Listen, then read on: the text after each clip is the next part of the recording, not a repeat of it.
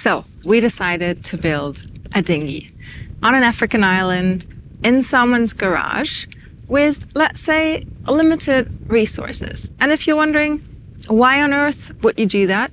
Well, our dinghy kind of disappeared overnight in Palmyra, and this paddleboard is the only means of transportation to get us and the 2 dogs from the sailboat to shore with winds blowing in the mid-20s. Small fun fact, Floh has actually been wanting to build a dinghy by himself for quite a while now, so I guess the opportunity just came a little faster than planned or expected. And we're going to build a 9 feet long Spindrift nesting dinghy with the stitch and glue technique. And I did watch a couple of building dinghies videos in the preparation of this, and I have to give you a fair warning. This one is nothing like those. I think we did pretty much everything different than the plan suggested, and the end product is looking a little bit more scrappy than the polished versions that I found online. Whoa! But if you're into hands-on, rugged, experimental DIY project, then this video is probably going to be up your alley. Well, let me know in the comments, are you team fancy pants or are you team scrappy sailor?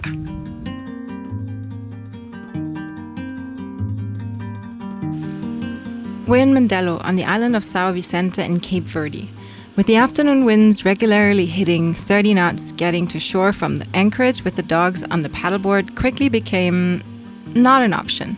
So for now, Santana's tied up to a mooring just off the dive center.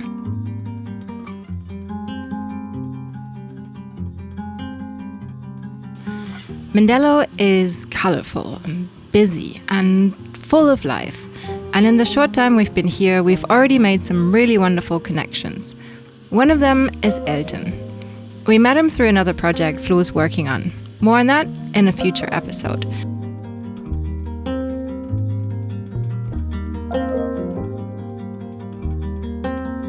And he happens to have a small garage, a 20-minute walk from the center. And since he was curious to see how a few sheets of plywood could actually turn into a floating boat, he offered us his space. Floh has already spent 2 days laminating the 4mm thick plywood sheets together to create 2 long 12 by 4 inch sheets. Not inches, feet. Jeez. Today's goal, mapping out all the measurements, cutting the panels, and glue those together that need to be thicker. To me, it sounds a lot, but Floh seems pretty confident we can do it. The idea is to use the plywood that he cut to make the curvage for the boat. We'll see if that works out. So look at this. Does it look smooth? Smooth operator. To create the curve for the side panels, we first have to transfer all the measurements onto the plywood. At each reference point, we placed a small nail, and then used a long flexible strip of plywood to bend across them. That gives you the desired curve that the plan is asking for. It's a really cool method, but it sure takes some time, especially if you're like me and end up measuring everything 2 or 3 times, just to make absolutely sure you don't mess it up, and then mess it up nevertheless and have to redo it.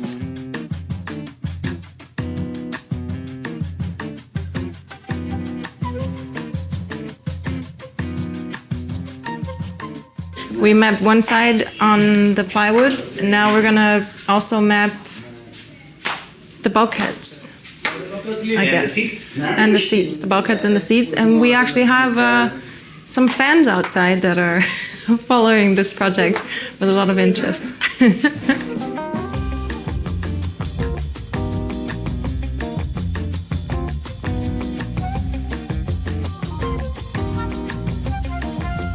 Apparently it was me who said to build 9 feet. Now that I see it on the wood, I'm not really sure where we're all going to sit with the 2 people and 2 dogs and luggage, but well, I think we'll book this as a trial run and maybe we'll give it away to someone and then build a bigger one.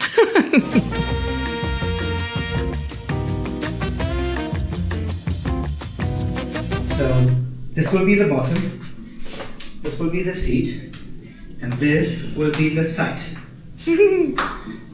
And we have about this much. That's the freeboard? That's the seat, and that's... I think the freeboard will be this. Because that will be basically the bottom, and then this will flip up. So this is the size of the freeboard.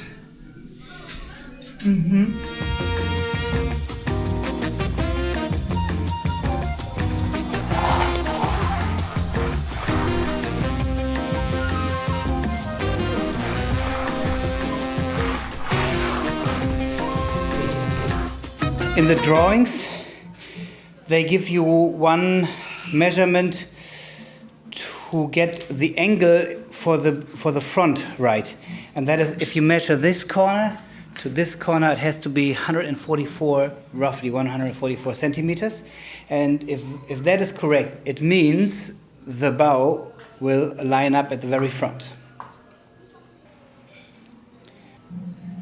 So is it correct now? It's correct, yes. So now we are aligning the bow of the boat, because this will be our bottom sheet, and this will be the freeboard sheet. And at the front of the boat, this all goes into one straight line pointing out of the water, and then further towards the back it's supposed to fold. That's why we are gluing the first 20 centimeters together. And in order to get this angle right, we can measure at the very back. There's a distance of 143 centimeters, and if that's right, we know that this angle here will be right, and the folding should work.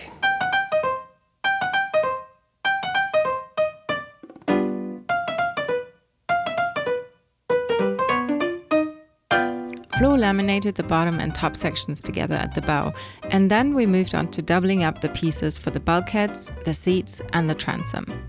Those parts need to be stronger and thicker than the side panels, but since we only have 4mm plywood sheets available, we have to build up the thickness ourselves by laminating several layers together. Once everything is glued together, it all needs time to cure before we can continue. So we're gonna call it a day. We've actually reached the goal Floh had set for the day, and honestly, I'm pretty impressed with how far we got. And tomorrow is when things will get really exciting. We'll move from flat plywood pieces to something that actually starts looking like a boat. Today is the day number 2, well 3 I guess, well 4, depending how you count. Well, it's the second full day, starting today. And it's going to be stitch and glue today. So it's going to be exciting because we're actually gonna try and fold this thing now.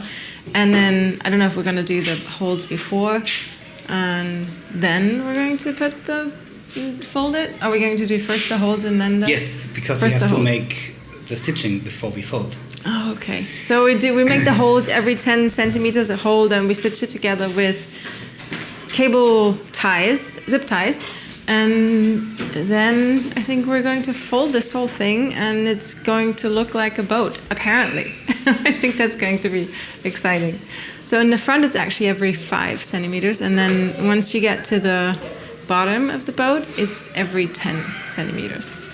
So doing this whole project Nike style, we are using a different strength of the wood, and we are winging it, because that's what we got. And you're supposed to use wire, and these connections are supposed to be very loose, so that if you open it up, it's not supposed to be a strong fit, because you need to wobble it around, and it needs to have some flex, so that you can adjust it to the bulkheads, because you're inserting the bulkheads, and then according to the bulkheads you fit the boat, and then you look for a twist, and therefore it needs to be able to move.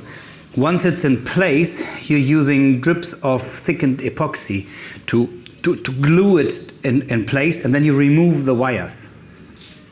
And then you are filling out the entire seams with thickened epoxy, and then you glue it over with fiberglass.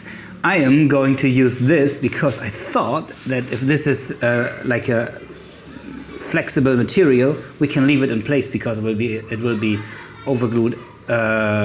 It will be glued in anyway. If it doesn't, I do have some wire, and if we see that it's coming apart, we are using the parts with a lot of flex with the wire, I would like to not need to remove it later on. So I wasn't aware that we're actually winging this part about the wire as well. I thought it was going to be zip ties. I'm happy it's not zip ties because less plastic, obviously. And I was talking to my friend Paul yesterday, the one that's built the houseboat in El Salvador. And he has the same type of dinghy, but just built from honeycomb instead of plywood and one size up. So he's got the 10-foot version and we're building the 9-foot version. And he said to me, wow, you're building a dinghy, that's really crazy, because he said you have to be really precise, it needs to be to the millimeter, otherwise it's not working well. And yeah, here we are changing the thickness and the method, so it's going to be an interesting trial run.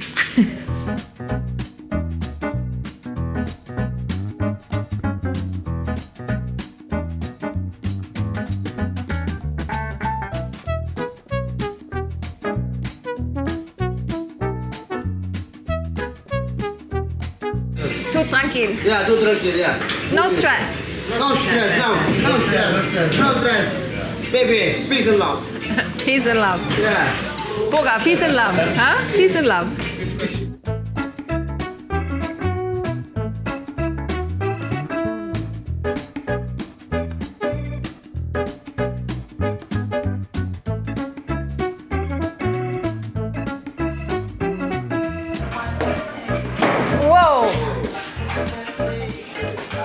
Well, so far the whole build had gone pretty smoothly, and now we've reached like the most critical part of the build, which is kind of like shaping the bow, and the whole thing cracked.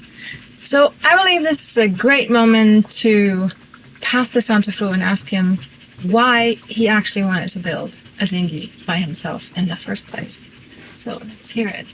Yeah, that's a good question, and started way back in the Mediterranean, because every year I had some friends whose dinghy started to crack or to disintegrate, where the seams are opening, and I thought, oh well, whenever I need to replace my dinghy, then I would like to build one. And then in Las Palmas in Gran Canaria, the inflatable floor of my dinghy wouldn't keep any air, and then other seams started to open up, and so I had to build some strings. And I thought, oh well, maybe it's about time, but as long as it stays together, I would like to keep it. And then I looked for other cruisers, and a lot of these long-time cruisers, they somehow had either nested dinghies or otherwise some kind of plywood fiberglass combination. And I really wanted to have one of these, because I realized that whenever something breaks, wherever you are in the world, you can replace it, or you can repair it if you have access to some epoxy. And when I wanted to repair my broken floor, I figured out that I couldn't find the right glue in El Hierro, and so I really wanted to have something which is strong, rigid, and whatever breaks on it, that I can repair it wherever I am, as long as I have glass and epoxy. And the great thing is that in most places of the world, fishermen are using the exact same material, like, well, wood, epoxy, glass, or similar materials to that, at least. So, and why did you want to build the Spindrift 9 feet? Yeah, well, things accelerated, so I thought about this for quite a while, and I kept my eyes open, and I thought, oh, one day when I'm somewhere near a workshop and I can access some wood, then I will finally make a decision. While my dinghy was still working and the outboard engine was still working, when we reached Palmera in Sal, 3 days later, it somehow mysteriously disappeared overnight, and we did not have any dinghy anymore, and we wanted to just quickly replace it, but we couldn't find any other.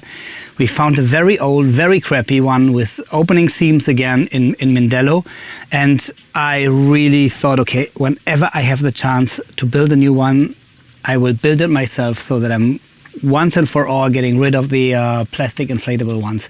So I started looking through these building plans, and I found a couple of them that were available online. Some of them only shipped the plans to a destination, and I think only Spindrift is the one that I found that had detailed plans that were downloadable, so that I could basically just use the measurements and start building. And they had a nested one. So there were other ones that I could find, but they did not build the nested ones, and they did not build ones with enough buoyance. So they were just having the shape like a banana boat. So if you fill it, it's sinking. And I really, really wanted to have one which is, even if you completely fill it with water, it stays afloat, just in case somebody flips it or a wave comes in, so that we don't have to find the dinghy at the bottom of the ocean or the river delta. And these were the ones that I found. I think almost 1,000 of them were already built. I think 800 something is my hull number. So it has been tested. It was the smallest one available, and I could source the materials. Well, through that thought process, I was very unsure how much will actually fit on this boat in the end. Even with the inflatable one, if I put it in the front, you could somehow fit it there without deflating it, but it was super difficult to see. So I wanted to have the smallest version possible, and I wanted to have the nested one so that I can nest it into each other, and that there is a realistic chance that you can still see what is going on in front of you. The last time that I had my dinghy on the deck, I was approaching an anchorage in the middle of the night in Tenerife, and there were some huge buoys for like tankers. So they were like 4 by 4 meters or even bigger, and I didn't see it, and I almost crashed it. So that was maybe 1.5 meter, and I really would like to keep the front, not submarine style, and this is why I wanted to go with the smallest and the most nesting version that I could find. And then my girlfriend told me that a friend of hers has a Spindrift 10 feet, and that they fit in very well with 2 people, maybe even a guest and the dogs. And then I thought, okay, then the 9 feet was the smallest one available. Well, for a moment it started looking like a real boat there. And then unfortunately, it snapped. Floh said that this is something that can happen in the build. It's a place where there's a lot of load, so it just broke. And right now, we're trying to put it back together, put some fast curing epoxy and some fiberglass, and then hopefully that's going to do the trick.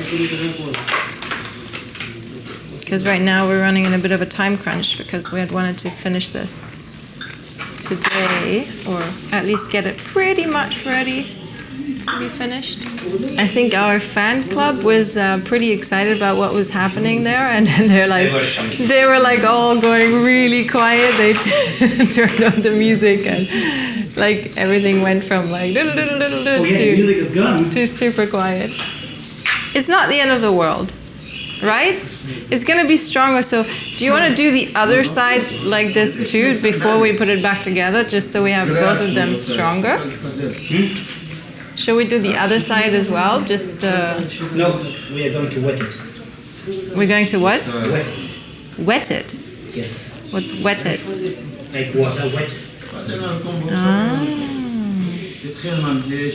Like water wet.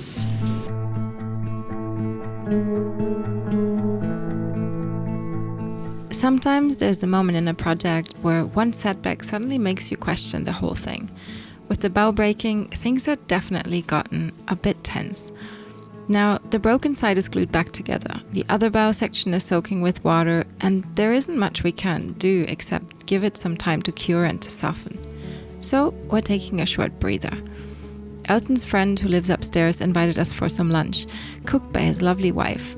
And once again, we're completely touched by how welcome people have made us feel here in Cape Verde. After the short break, we fill the bolt holes in the bulkheads with thickened epoxy. And now it's time to give the bow bending another try. Floh glassed over the part that broke, and another good thing is that in the beginning, the first time we did it, we didn't read that the bottom should be looser and the bow should be tightly together, so we changed that too. So hopefully the second try is gonna work out better. With the stitch and glue technique, you basically stitch the plywood panels together with wire and then glue the seams with thickened epoxy. At first, we weren't entirely sure how loose or tight those stitches should actually be. We even tried using yarn instead of wire. But in the end, wire worked much better. Especially because we had to retighten quite a few sections as the boat started taking shape. In places with a lot of tension, like the bow and the transom, we even doubled up the wire. It's definitely looking a lot more like a boat. I'm really not sure, though, how we're ever gonna sit and step on that thing without it completely falling apart. It seems very fragile. I mean, I guess I'm not a fiberglass worker, so I don't know, like, I haven't witnessed the amazing effects that fiberglass can do when strengthening stuff. So maybe that's why, in my mind, I'm still very skeptical. But it looks like a boat, nearly.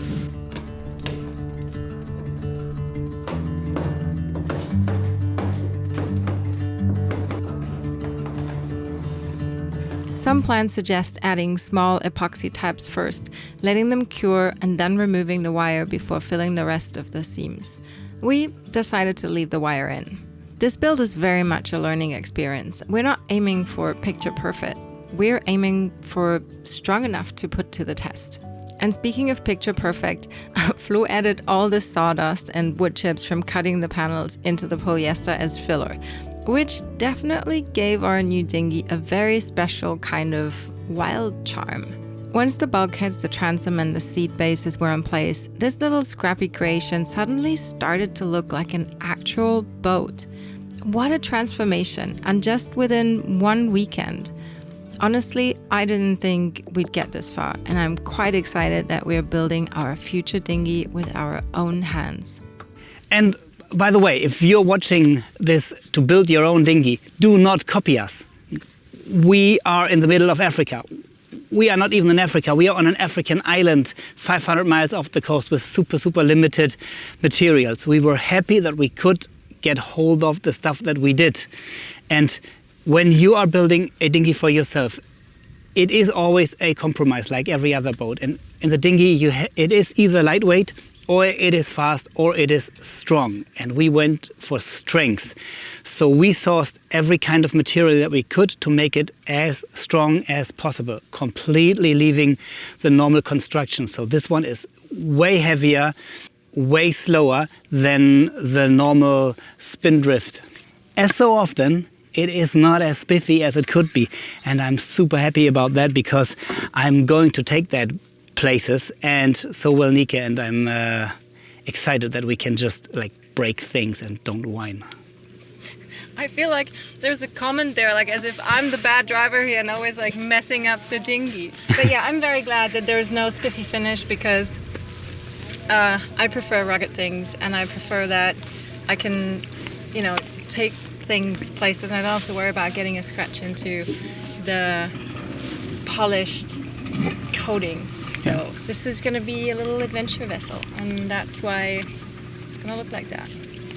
Well, and maybe we are going to sink it within weeks, but I guess you'll find out. When I started to think about building the boat, I hoped that we would be at a place sometime, somewhere where there's a proper hardware store, and so that I can basically take the list and go to the hardware store and buy stuff. And for the longest time, the only wood that we basically found was wood we found in the ocean and that we collected somewhere.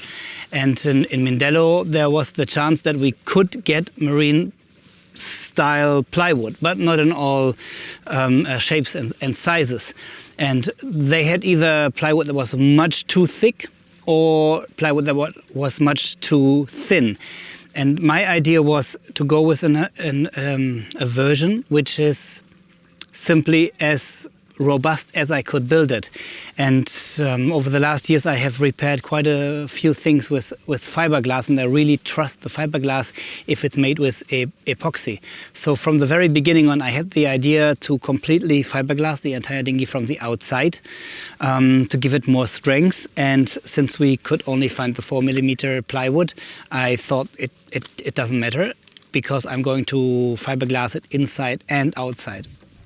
But then we couldn't get any epoxy. I went to a fisherman supply store, and normally they do have epoxy if it's in store. They did not, so I had to use the thicker and intertwinkled version of the fiberglass, which you can use with the polyester. And then I had to buy the polyester and the accelerator and the catalysator. So I used different strengths glass, different kind of glass, different glue material, and a different size wood. And since we had to improvise anyway, Spindrift is giving you very precise ideas on what to use for the keel and what to use for the rub rail. And what I did, I doubled, tripled, quadrupled the plywood and used epoxy for these parts for where I needed strength, because I had some on board, and the entire rest of the construction I did with sometimes one, sometimes if it needed to be strong enough, 4 or 5 layers of the fiberglass and the polyester. Once the tricky part that really needed a few extra hands was done, Floh kept working on the finishing touches. First came a lot of sanding, smoothing everything down so the whole boat could later be covered in fiberglass. But before that, he got to do probably the second most exciting step of the entire build, cutting the boat we had just built into 2 pieces. Because this is a nesting dinghy, and now it was time to find out if the 2 halves would actually fit inside each other. So now I'm going to cut the boat in 2.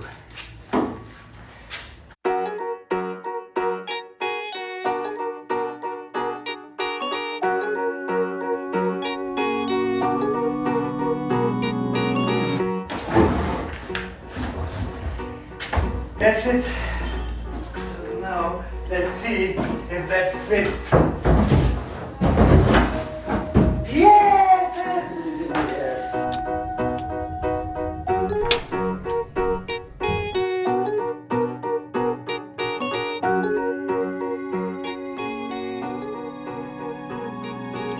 Once the most exciting parts were done, the build entered a phase that really tested Floh's persistence and patience.